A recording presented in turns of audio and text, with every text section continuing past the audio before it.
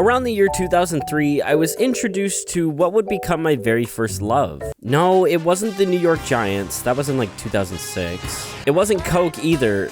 I'm pretty sure you can't give a 3-year-old caffeine like that. It wasn't even music.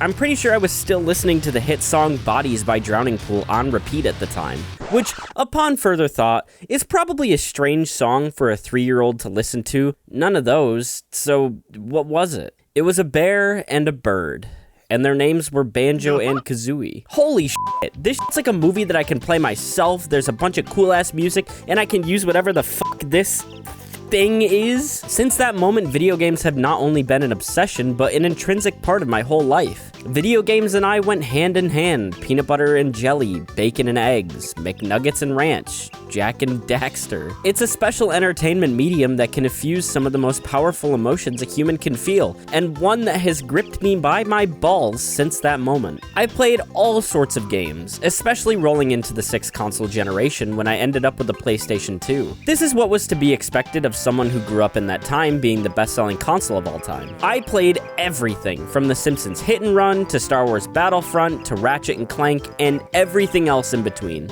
So much so that video games eventually became banned during the school week due to the slipping grades that came with trying to pull off all the crazy combos in Tony Hawk Pro Skater. But a console that always had an air of mystery surrounding it was the Xbox, made by Microsoft. During the 6th console generation, Sony and Nintendo had a head start over Microsoft. Nintendo was taking more risks on their software and releasing much more left-field games than what we were normally used to. And Sony already had a slew of compelling exclusives that helped make it the powerhouse that it was. Due to these big dog releases and the product consumer trust built by these companies, Xbox never really caught its footing. But Xbox stayed afloat thanks to some aggressive marketing, lots of money, and one monumental first-person shooter. And thankfully they did, because their next console would change my life forever.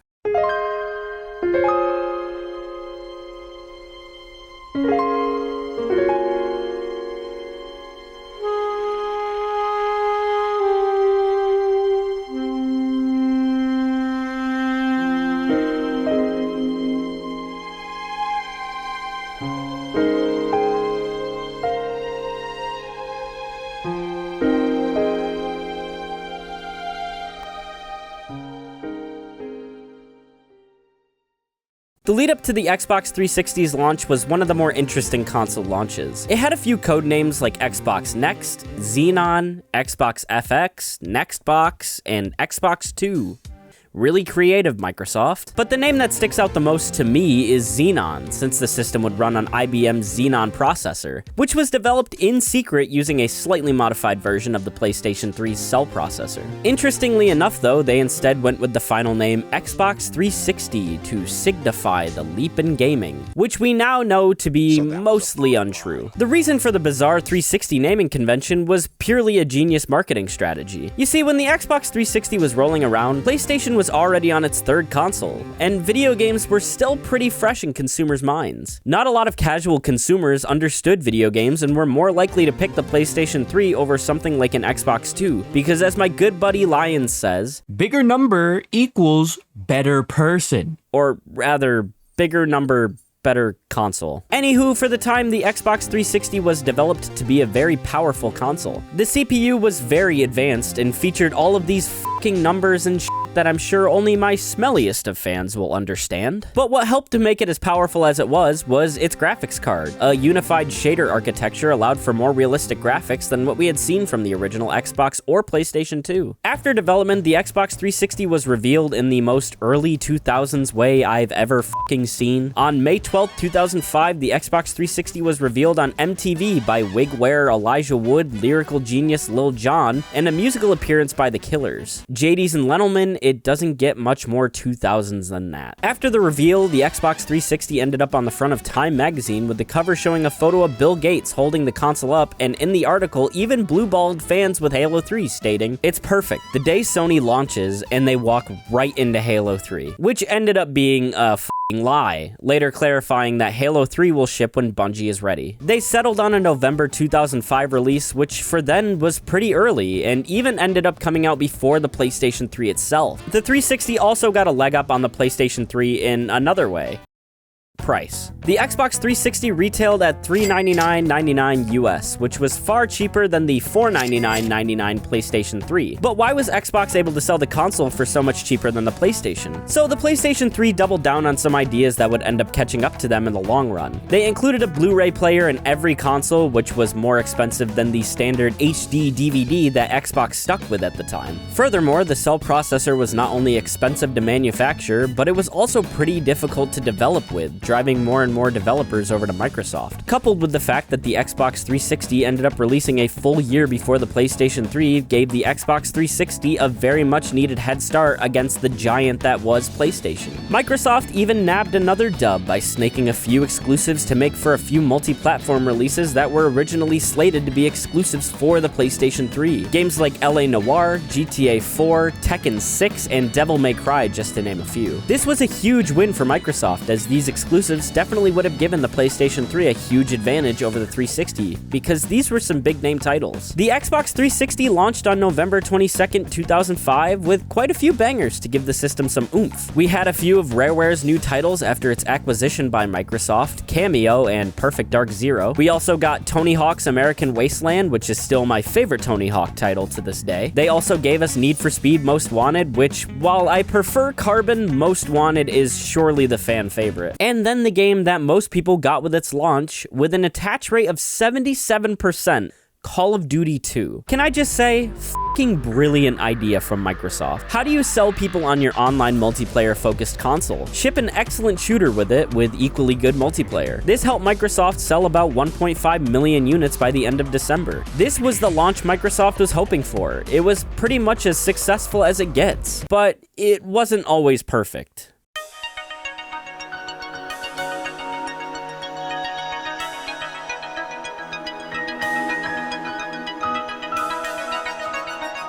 For all of the positives that came with the upgraded Xbox 360 hardware, it also came with a handful of negatives. We're gonna jump ahead a bit here, but I'm sure many of you have received the fated Red Ring of Death, which was a common occurrence for Xbox users. Now, technically, this didn't always mean console death. The red ring could have been caused for many reasons. Maybe it was overheated, or there was some sort of issue with your HDMI or AV cable. These, of course, are easy fixes. But sometimes it meant total hardware failure, which is the opposite of an easy fix. It's been revealed that the type of solder used on the 360 wasn't made well, and would essentially fail when heated for long periods. So if you had extended gaming sessions, the solder would eventually become brittle and develop hairline cracks due to thermal stress from heating up and cooling down during power cycles. There were also reports of disc scratching issues due to a lack of a mechanism that secured the disc solidly in place, but I never had an issue with this. My discs never really suffered any issues. This was honestly the Xbox 360's Achilles heel. The 360 suffered a failure rate of 54.2%, which is pretty fucking bad. They did have a repair policy to try and remedy the situation, very similar to Nintendo's Joy-Con drift repair and replacement policy. The only issue was typically the console would get sent back and then fail again.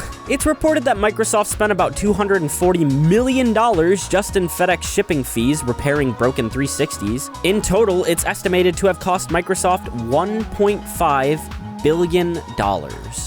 Holy shit. In reality, if Microsoft hadn't done this, the Xbox would have been f***ing toast. While all the things here I've mentioned are shitty, there's one more issue that the Xbox 360 had that may have changed Xbox's future forever. Let's talk about Microsoft's acquisition of Rareware. Back in the N64 days, Rareware was the premier studio for making games. Every game the studio made was gold. Deny. Donkey Kong Country, Conker's Bad Fur Day, and of course, my single favorite game of all time, Banjo-Kazooie. Rareware was going f***ing nuts and bolts, releasing banger after banger. But once the GameCube came along, Rare only released one game, Star Fox Adventures. Nintendo saw that Rare was slowing down and played some 4D chess on Microsoft's ass and sold Rare to them for the astronomical amount of $375 million dollars. If you're spending this much on a single studio, you really gotta hope that they make a lot of high-selling games. But they didn't. The highly anticipated new Banjo-Kazooie Nuts and Bolts was torn to shreds for abandoning what made the series special. Conquer Live and Reloaded was fine, but most people preferred the original. Viva Pinata was good, but not enough to carry the company, and even launch title Cameo was nothing more than just fine. Eventually, they were reduced to making random shovelware like Kinect Sports, which is just a Wii Sports tech demo ripoff that was nothing more than aight. The last game Rare did, other than the Battletoads reboot, was Sea of Thieves, and while I know this game has a very cult and diehard fan base now, I think this game is kinda lame and definitely not a giant like their previous titles. This acquisition is considered by many to be a complete failure and is probably the reason Microsoft is so hesitant to invest in its studios lately. It's okay though, because if you look past these issues, you had a great console.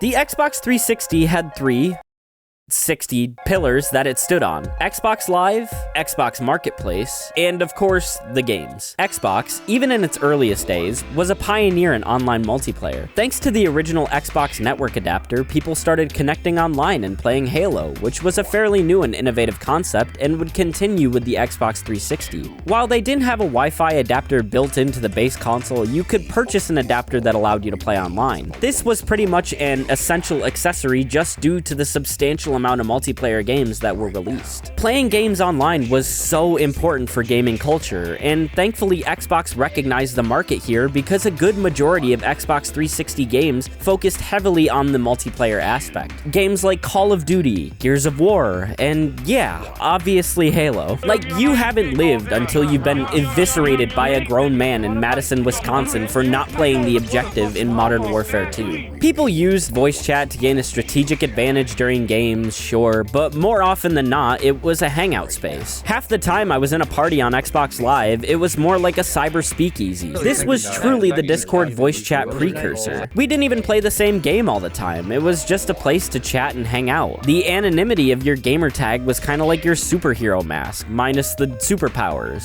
but twice the amount of headshots. Shout out to my gamer tag, MLP Kyler.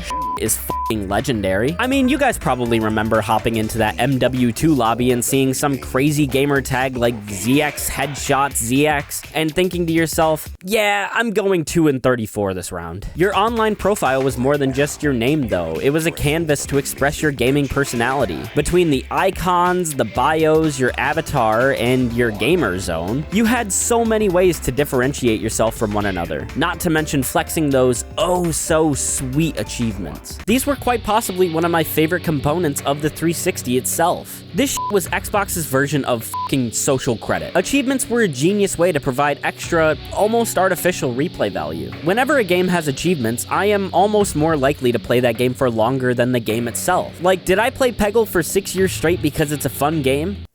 Well, yeah, kinda. But also because I was obsessed with getting the Doctor of the Peggle Arts achievement. I would have never played ranked Gears of War if it wasn't for the Seriously achievement. Even the Safe Driver achievement in Sleeping Dogs was somehow more fun than the game itself. On top of adding to the game's replay value, it was also really nice to be able to flex your achievements on your friends. Having achievements publicly available allowed you to just tell that same cheese-sniffing ass in Madison, Wisconsin that you're the superior gamer, and that you've had sexual relations with his mother and his father. The best place to get easy achievements, though, was the Xbox Live Marketplace. The Xbox Live Marketplace was an amazing addition to the console and helped to popularize so many indie titles that genuinely may have not been able to stand a chance against the system's other big So many indie titles made a way bigger splash than ever thought before, and this gave so many developers the hope that their games could also become big-name titles. Now, not everything on here was the best gameplay, graphics, story, and hyper-focused game. Like maybe Cassie's Animal Sounds or Baby Maker Extreme 2 didn't become famous games. Like, what do you mean no one played these? But this didn't stop games like Trials HD, Super Meat Boy, and one of my personal favorites, Castle Crashers, from making its way out of Flash game hell onto the biggest console of the second generation. Well, the second biggest console. Other indie games like Splosion Man and Missplosion Man looked like actual f***ing dog water, but still ended up doing well for themselves respectively. Oftentimes, the marketplace could help justify this expensive piece of hardware to parents that may not fully understand games as a whole. Like, I think if it weren't for Hexic HD and Tetris Splash, my mom may have not been as open to letting me try as many of the marketplace titles as I did. But I think it would be disingenuous to talk about the Xbox Live Marketplace without talking about the biggest game to end up on the storefront. Minecraft. While Minecraft had existed on PC and even on iOS before it made its way onto the 360, having it released on console was a big move. This game's popularity was already on the rise, but getting put onto a console with a massive player base absolutely skyrocketed this game into the mainstream. It was a more vanilla version than the PC, but was done pretty well. Gradually over time, it would receive more and more features that it lacked from its PC counterpart. Furthermore, Minecraft on 360 allowed for split-screen multiplayer, which was not available on PC. This was the way that I, and probably many of you, experienced Minecraft for the first time. And damn, did I have some fucking fond memories of playing this game with my friends. The marketplace was one of the larger pillars of the Xbox 360, but the biggest pillar of the 360 by far was its massive library of games. The Xbox 360 had a big handful of great exclusives that helped give the console the prodigious reputation that it had. One of the earliest exclusives that gave the Xbox its fantastic multiplayer reputation was Gears of War. I think I've talked about this game a million times, but its impact on the third-person shooter genre just can't be understated. The Gary Jules Mad World trailer was definitely what gave this game the forward momentum to stand against another shooter that I will get into in a little bit. Gears prided itself on its refreshingly violent and creative gameplay. Rather than funneling players into certain sections of the map like Call of Duty, Gears of War had a very interesting cover system that forced you to fully interact with the map. With the multiplayer, the campaign was great and voice acted nearly perfectly. Well, as perfectly as you can get with this kind of dialogue. Oh, it's bullshit. Somebody here figured out the Coldplay thrash ball. Now it's all, oh, Coltrane, tell us all about that play again.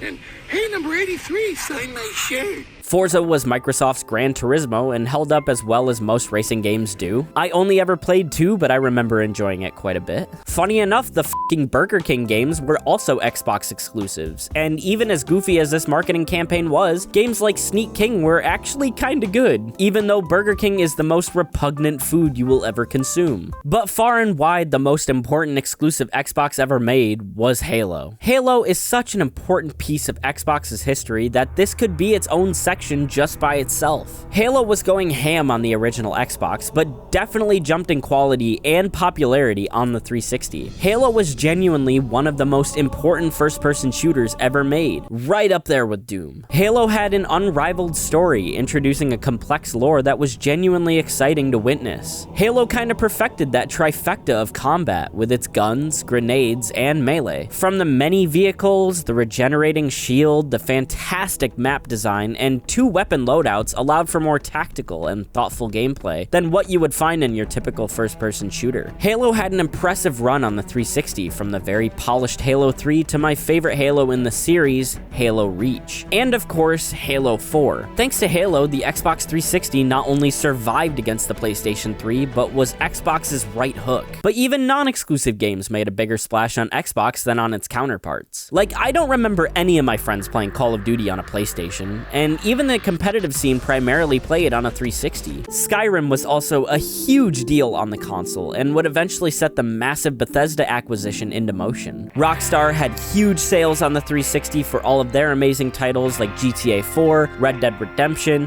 GTA 5, and LA Noire. These 3 pillars helped the Xbox 360 stand tall. Between Xbox Live, Xbox Marketplace, and the games, the Xbox 360 still stands as Microsoft at their most competitive. But every legacy comes to an end, and Xbox would eventually start to show its cracks afterward.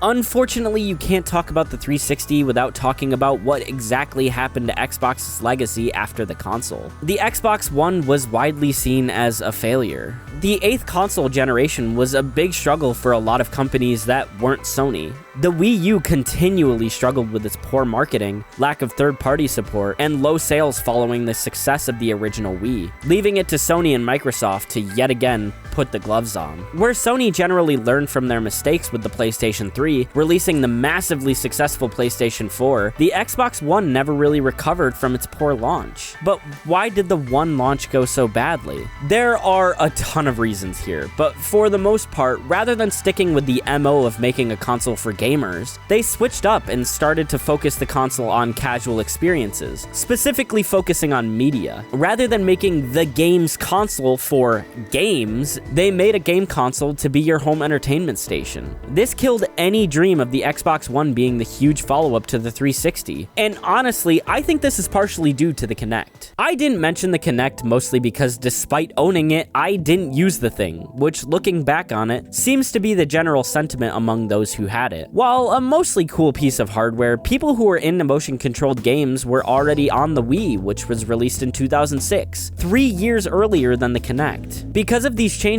a lot of studios that Xbox relied on for exclusives started to break away to focus on new projects. Bungie stopped making Halo games to focus on Destiny. Epic Games stopped making Gears of War to focus on Fortnite, leaving the series to new developers specifically for those games. But because the original vision for these games were lost, the games were never really innovated upon, with the newer Halo and Gears of War games becoming shells of their former selves. And maybe that's what we can see Xbox as now, a shell of its former self.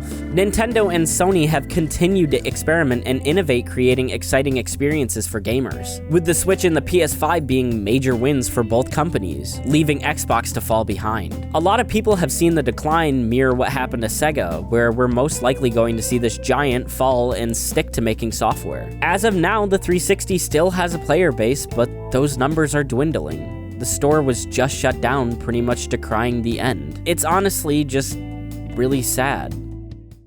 Well, maybe not. The player base may be dwindling, but there still is a player base. Even though the store is now shut down, you can still play all the fantastic games on the 360, or the ones that have made their way onto PC or the newer consoles, which is a lot of them. This console helped develop my love for video games. It changed the way I look at games. It changed the way I saw sharing games with my friends.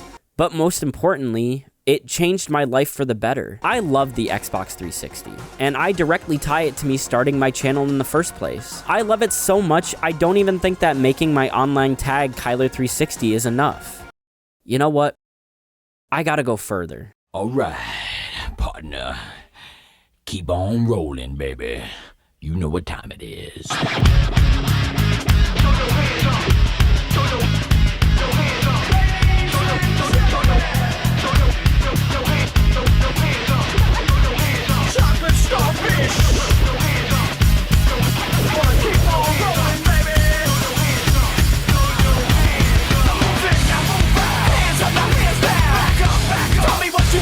Yeah, it was worth it.